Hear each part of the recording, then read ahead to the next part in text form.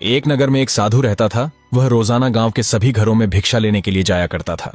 एक दिन साधु एक महिला के घर के द्वार पर पहुंचकर जोर से बोला, अलख निरंजन, भिक्षाम दे। इतना सुनते ही घर के भीतर से औरत बाहर आई और बोली, महाराज, मैं आपको भिक्षा तो डाल दूंगी, आइए, साथ ही आप पहले भोजन भी कर लीजिए। साधु ने कहा, क्यों नहीं बेटी, मुझे बहुत भूख लगी है, सुबह से कुछ नहीं खाया। इतना कहकर साधु उस औरत के साथ घर के भीतर चला गया। औरत ने साधु के बैठने के लिए आसन बिछा दिया और बोली, महाराज, आप यहाँ बैठ जाइए, मैं अभी भोजन लगाती हूँ। साधु ने कहा, हाँ हाँ बेटी, अवश्य। यह कहते ही महाराज उसी समय आसन पर बैठ गए। इसके बाद उस औरत ने साधु महाराज के सामने भोजन परोस दिया। उसने तरह तरह के व्यंजन लगाकर आदर पूर्वक उन्हें भोजन खिलाया। साधु महाराज ने प्रेम से भोजन करना शुरू किया। भोजन करने के बाद उस औरत ने भीतर से चांदी के 2 सिक्के लेकर आई और साधु से कहा, ये लो महाराज जी, आपकी दक्षिणा। साधु ने वह दक्षिणा स्वीकार कर ली और औरत ने श्रद्धा अनुसार साधु को प्रणाम किया। साधु ने उसे आशीर्वाद दिया और कहा, भगवान तुम्हारा भला करे। इतना कहकर साधु वहां से निकल पड़े। उस साधु के पास न तो कोई घर था और न ही रहने के लिए कोई स्थायी स्थान। वह जहां भी जाता, जहां भी उसे जगह मिल जाती, वहीं अपना ठहराव कर लेता और वहीं रुक जाता था। उस साधु के पास बांस की एक लाठी थी। बांस की होने के कारण वह लाठी अंदर से पूरी तरह खोखली थी। साधु ने उस लाठी के दोनों सिरों पर ढक्कन लगाए हुए थे। साधु ने ढक्कन खोलकर उसमें वे दोनों चांदी के सिक्के डाल दिए और फिर से ढक्कन बंद कर दिया। इसके बाद वह आगे की ओर चल पड़ा। गांव के हर घर के द्वार पर पहुंचकर वह जोर से बोलता, अलख निरंजन, भिक्षाम देहि। गांव के सभी लोग उस साधु को श्रद्धा से दान देते। कोई आटा डालता, कोई गेहूं देता और कोई दक्षिणा में चांदी के सिक्के थमा देता। इसी प्रकार साधु जहां भी जाता, उसे दक्षिणा के रूप में जितने भी चांदी और सोने के सिक्के मिलते, वह सब अपनी लाठी में डाल देता था। एक दिन साधु के मन में विचार आया, क्यों न मैं भी अपने हाथों से कुछ दान पुण्य करूं, तीर्थ जाऊं, स्नान करूं, ताकि मेरे सारे पाप धुल जाएं, गरीबों को सोने चांदी के सिक्के बांट दूं। फिर उसने सोचा, शायद भगवान मुझ पर भी कृपा करें, मुझे इस साधु जीवन से मुक्त कर दें और एक सुखी गृहस्थ जीवन दें, जहां मुझे पत्नी मिले और संतान सुख प्राप्त हो और मैं भी एक सुखी गृहस्थ जीवन जी सकूं। यही सोचते सोचते साधु महाराज एक गांव से दूसरे गांव पैदल चलते रहे। चलते चलते शाम हो गई, लेकिन हरिद्वार अभी दूर था। रास्ते में उन्हें एक आदमी मिला। साधु ने उससे कहा, भाई, मुझे बहुत तेज भूख लगी है, कृपया मुझे 10 रुपये दे दो ताकि मैं भोजन कर सकूं। उस आदमी ने साधु से कहा, महाराज, मैं भी एक गरीब आदमी हूं, लेकिन मैं आपको अपने घर ले जाकर भोजन करा सकता हूं। साधु महाराज ने कहा, ठीक है, लेकिन मुझे रात भर ठहरने के लिए भी कोई जगह चाहिए। तब उस आदमी ने उत्तर दिया, महाराज, आप मेरे घर पर ही रुक जाइए और सुबह होते ही आप रवाना हो जाना। इसके बाद साधु महाराज और वह आदमी दोनों घर की ओर चल पड़े। घर पहुंचकर साधु महाराज ने अपनी लाठी कमरे के कोने में रख दी और पास की चारपाई पर बैठ गए। फिर साधु महाराज ने उस आदमी से कहा, यदि मैं कहीं भी जाने के लिए उठूं तो मेरी लाठी को हाथ मत लगाना। उस आदमी ने कहा, ठीक है महाराज। इसके बाद उस आदमी ने साधु महाराज को भोजन और पानी कराया और सोने चला गया। साधु महाराज भी उसी चारपाई पर सो गए। दिन भर की थकान के कारण साधु महाराज की आंखें बंद होते ही नींद आ गई। देखते ही देखते सुबह हो गई और साधु महाराज सुबह 5 बजे ही उठ गए। उसी समय वह आदमी भी उठ गया। उसने साधु महाराज से कहा, महाराज, जाने से पहले स्नान कर लीजिए। तब साधु महाराज ने कहा, मैं हरिद्वार जाकर ही गंगा में स्नान करूंगा। उस आदमी ने कहा, ठीक है महाराज। इसके बाद साधु ने कहा, मैं लघु शंका वह दीर्घ शंका से निवृत्त होकर आता हूँ, तब तक तुम खाने पीने का इंतजाम कर लो, मैं भोजन करके हरिद्वार के लिए रवाना हो जाऊंगा। उस आदमी ने कहा, ठीक है महाराज, मैं अभी अपनी पत्नी से कह देता हूँ कि आपके लिए गरम गरम भोजन बना दे। इतना कहकर साधु वहां से लघु शंका वह दीर्घ शंका के लिए चले गए और अपनी बांस की लाठी कमरे के उसी कोने में भूल गए। उस आदमी ने अपनी पत्नी से कहा, सुनो, साधु महाराज के लिए भोजन बना दो, उन्होंने कहा है कि भोजन करके वे रवाना हो जाएंगे। तब उसकी पत्नी ने कहा, ठीक है, अभी बना देती हूँ, लेकिन पहले मैं उस कमरे की सफाई कर लूं, वह कमरा गंदा पड़ा है। उस आदमी ने कहा, ठीक है, सफाई करने के बाद भोजन बना देना। इतना कहकर वह स्त्री साधु महाराज वाले कमरे में चली गई और सफाई करने लगी। जब वह झाड़ू लगा रही थी तो झाड़ू लगाते समय उसकी झाड़ू उस बांस की लाठी से टकरा गई। लाठी जमीन पर गिर पड़ी और उसमें भरे सोने चांदी के सिक्कों ने सिक्कों की आवाज सुनकर उस स्त्री ने सोचा, जरूर इसके अंदर कुछ न कुछ है। तभी उसने उस बांस की लाठी का ढक्कन खोल लिया। ढक्कन खोलते ही उसकी आंखें फटी की फटी रह गईं। उसने अपने पति को जोर से आवाज लगाई, सुनो, जल्दी से इधर आओ। इतना सुनते ही वह आदमी उस स्त्री के पास आ गया और बोला, क्या हुआ? औरत ने कहा, हम दोनों मेहनत करते हैं, फिर भी हमारे पास इतना धन नहीं है, लेकिन इस साधु की लाठी में देखो, चांदी और सोने के सिक्के भरे हैं, क्या पता इसके अंदर और भी क्या क्या हो, सोने चांदी के गहने भी हो सकते हैं। इतना कहकर औरत बोली, क्यों ना हम साधु को कुछ दिन यहीं रख लें। आदमी ने कहा, हाँ क्यों नहीं। औरत ने लाठी में सिक्के वापस डालकर फिर से ढक्कन लगा दिया और उसे उसी कोने में रख दिया। थोड़ी देर में साधु बाहर आया। आदमी ने कहा, महाराज, आप हरिद्वार जा रहे हैं, लेकिन आप बहुत थक गए होंगे, आपके पैरों में दर्द भी होगा, आप 2-3 दिन यहीं आराम कर लीजिए। साधु ने कहा, ठीक है भाई, जैसा तुम कहो। इसके बाद साधु रोज भिक्षा मांगने जाता और लौटकर उसी घर आ जाता। इसी तरह 2-3 दिन बीत गए। तब औरत के मन में पाप जाग उठा। उसने आदमी से कहा, हम एक साथ इतने सारे सिक्के नहीं निकाल सकते, क्यों ना तुम किराए पर गाड़ी लेकर आओ, थोड़े से सिक्के गाड़ी वाले को किराए के रूप में दे देंगे और साधु से कह देंगे कि हम तुम्हें स्नान कराने के लिए हरिद्वार इसी गाड़ी में ले जा रहे हैं। इसके बाद साधु गांव में भिक्षा मांगने गया हुआ था। जब वह घर लौटा तो उस औरत और आदमी ने उससे कहा, हम गाड़ी लेकर आ गए हैं, आप हमारे साथ चलिए, गाड़ी में बैठिए और हरिद्वार जाकर स्नान कर लेना। साधु महाराज ने कहा, मैं तो सिर्फ पैदल ही जाऊंगा, तभी मुझे मेरा फल मिलेगा। इतना सुनते ही वह आदमी और औरत दोनों साधु महाराज से जबरदस्ती करने लगे। बोले, नहीं नहीं महाराज, आप हमारे साथ चलिए, गाड़ी में बैठिए जल्दी। तब साधु महाराज ने कहा, ठीक है, तो फिर मेरी लाठी कहाँ है? औरत ने कहा, महाराज, आपकी लाठी अंदर ही रखी हुई है, उसका क्या करेंगे, यहीं रहने दीजिए। ऐसा कहकर उन्होंने साधु को धक्के से जबरदस्ती गाड़ी में चढ़ा दिया और गाड़ी लेकर हरिद्वार की ओर चल पड़े। सुबह से शाम हो गई और वे हरिद्वार पहुंच गए। सुबह होते ही वे तीनों स्नान करने के लिए गंगा घाट गए। औरत और आदमी ने साधु से कहा, चलिए महाराज, गंगा में डुबकी मारते हैं और स्नान करते हैं। इतना कहकर उन्होंने साधु को आगे कर दिया।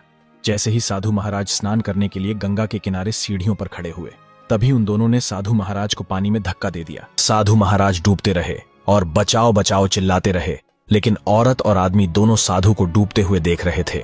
दोनों में से किसी ने भी साधु को बचाने का प्रयास नहीं किया और अंत में साधु महाराज की गंगा के पानी में ही मृत्यु हो गई। इसके बाद आदमी और औरत अपनी गाड़ी में बैठकर वापस घर की ओर चल पड़े और उसी समय साधु महाराज की आत्मा उनके शरीर से बाहर निकलकर एक भंवरे का रूप ले लिया और वह भंवरा उनकी गाड़ी के पीछे पीछे चल पड़ा। शाम से सुबह हो गई, तब जाकर आदमी और औरत अपने घर पहुंचे। एक दिन बीतते ही वह भंवरा उस औरत के पेट में घुस गया, जिससे वह गर्भवती हो गई। यह देखकर उस आदमी की खुशी का ठिकाना नहीं रहा। धीरे धीरे वह आदमी उस लाठी से सोने चांदी के सिक्के निकालने लगा और उन्हीं सिक्कों से अपनी पत्नी को महंगी महंगी चीजें लाकर देता और महंगे महंगे फल खिलाने लगा। धीरे धीरे समय बीत गया। औरत के पूरे 9 महीने हो गए और उसने एक पुत्र को जन्म दिया। यह देखकर आदमी ने सोचा, साधु के आने के बाद ही तो इतनी सारी खुशियां हमारे घर आईं। पता नहीं अगर वह साधु रहता तो और कितनी खुशियां मिलती। फिर आदमी और औरत ने मिलकर उस सोने चांदी से अलग अलग तरह के आभूषण बनवाए और उन्हें बाजार में बेचने लगे। इससे उन्हें बहुत सारा धन मिलने लगा और धीरे धीरे वे अमीर बन गए। समय बीतने के साथ साथ उनका पुत्र भी बड़ा हो गया, लेकिन वह गंभीर बीमारी का शिकार हो गया। बालक की बीमारी इतनी खतरनाक थी कि आदमी और औरत उसे कई डॉक्टरों और वैद्यों को दिखाते रहे। बहुत सारी दवाइयां दिलाईं, लेकिन वह बालक ठीक नहीं हुआ। दोनों अपने बालक की देखभाल करते करते पूरी तरह थक चुके थे और सोने चांदी से बने गहने बेचकर जो भी पैसा उन्होंने कमाया था, वह सब उस बालक की बीमारी पर खर्च हो गया। साथ ही साधु महाराज की लाठी में जो भी सोने चांदी के सिक्के थे, वे भी पूरी तरह समाप्त हो गए। एक दिन उनके घर एक सुनार बच्चे से मिलने आया। उसने उस आदमी से कहा, तुम्हारा इतना बड़ा घर है, तुम और तुम्हारी पत्नी तो सिर्फ 2 ही हो, क्यों ना पूरा घर बेचकर सिर्फ एक कमरा ही रख लो और जितना भी धन मिले उससे अपने बच्चे का इलाज करा लेना। क्या पता ऐसा करने से तुम्हारा पुत्र पूरी तरह ठीक हो जाए। इतना सुनकर आदमी ने सुनार से कहा, ठीक है मित्र, ऐसा ही करता हूँ। इसके बाद वह आदमी गांव के सबसे अमीर व्यक्ति के पास गया और सिर्फ एक कमरा छोड़कर अपना पूरा घर उसे बेच दिया। बहुत सारे पैसे लेकर वह वापस अपने घर आ गया। सब कुछ करने के बाद उस आदमी ने सोचा कि क्यों न अपने बेटे का इलाज किसी जाने माने पंडित से पूछ लिया जाए, क्या पता उन्हें इस बीमारी का कोई उपाय मालूम हो। यह सोचकर वह तुरंत एक विद्वान पंडित के पास गया। पंडित के चरणों में प्रणाम करके आदमी बोला, महाराज, मेरा एक बालक है, वह बहुत दिनों से बीमार है। हमने उसे कई जगह दिखाया, बहुत दवाइयां दिलवाई, लेकिन कोई लाभ नहीं हुआ। वह ठीक होने का नाम ही नहीं ले रहा। यह सुनकर पंडित ने कहा, तुम्हारा बालक पूरी तरह ठीक हो जाएगा, लेकिन यह एक विशेष विधि से ही संभव है। आदमी ने कहा, जरूर महाराज, कृपया बताइए, हम वह विधि अवश्य अपनाएंगे। तब पंडित ने कहा, 121 चांदी के सिक्के और इस बालक को साथ लेकर हरिद्वार जाओ, बच्चे के हाथ से खाना बनवाओ और उसके नाम पर गरीब लोगों को खाना खिलाओ। जितने भी पंडित मिले सबको खाना खिलाओ। जो लोग चल फिर नहीं सकते उन्हें भी खाना खिलाओ। बच्चा खुद अपने हाथ से सबको खाना देगा। इसके बाद बच्चा 121 चांदी के सिक्के सब में बांट देगा। जब यह काम पूरा हो जाएगा तब तुम्हारा बच्चा पूरी तरह ठीक हो जाएगा। आदमी बोला, ठीक है महाराज, धन्यवाद, मैं अभी जाकर यह काम करता हूँ। इतना कहकर वह अपने घर चला गया। घर जाकर उसने अपनी पत्नी से कहा, साधु महाराज ने बताया है कि हमें 121 चांदी के सिक्के इकट्ठे करके इस बालक के हाथों ब्राह्मणों को भोजन कराना है और उन्हीं 121 सिक्कों को बालक के हाथों से बांटना है, तभी हमारा बेटा ठीक होगा। यह सुनकर उसकी पत्नी बोली, अगर साधु महाराज ने कहा है, यह काम भी हमें जरूर करना चाहिए। इसके बाद वह आदमी बाजार में काम करने लगा। काम करते करते उसके पास बहुत सारा पैसा हो गया। बहुत सारे पैसे होने के बाद भी चांदी के 121 सिक्के पूरे नहीं हो पाए। तब उस आदमी ने अपने घर के सारे बर्तन बेच दिए। उस आदमी ने सोचा, अगर मेरा बालक इन सबको बेचने के बाद ठीक हो जाता है तो बहुत अच्छा होगा, हम दोनों मिलकर फिर बहुत सारा पैसा कमा लेंगे। उसने अपनी पत्नी और बालक से कहा, तुम दोनों यहीं घर के बाहर इंतजार करो, मैं चांदी के सिक्कों का इंतजाम करके आता हूं। उसके बाद आदमी ने जो एक कमरा बचा था उसे भी वह गांव के अमीर आदमी के पास जाकर बेच आया और पैसों से 121 चांदी के सिक्के लेकर वह अपनी पत्नी और पुत्र के पास लौट आया। अब उसके पास न रहने का घर था, न रहने के लिए कोई कमरा। सब कुछ बेचकर वह अपनी पत्नी और पुत्र को लेकर हरिद्वार के लिए रवाना हो गया। हरिद्वार पहुंचकर वह आदमी रसोइये के पास गया और बोला, हमें भोजन बनाना है। रसोइये ने कहा, क्यों नहीं, जरूर बना लो। तब उस आदमी ने अपने बालक के हाथों भोजन बनवाया। भोजन तैयार होने के बाद वह बालक को साथ लेकर सभी गरीबों और ब्राह्मणों को भोजन कराने लगा। जिन लोगों के हाथ नहीं थे या जो स्वयं भोजन नहीं कर सकते थे, उन्हें वह बालक अपने हाथों से खाना खिलाया। भोजन कराने के बाद वह सबको एक एक चांदी का सिक्का देता गया। उसने 120 सिक्के बांट दिए और इतने सिक्के बांटते ही वह बालक पूरी तरह स्वस्थ हो गया, बिल्कुल तंदुरुस्त और नौजवान जैसा। अपने बेटे को इस अवस्था में देखकर उस आदमी की खुशी का ठिकाना नहीं रहा। उसने सोचा, साधु महाराज ने बिल्कुल सही कहा था, मेरा बेटा पूरी तरह ठीक हो गया है। अब तक जितने भी पैसे लगे हैं उन्हें हम दोनों मिलकर फिर कमाएंगे।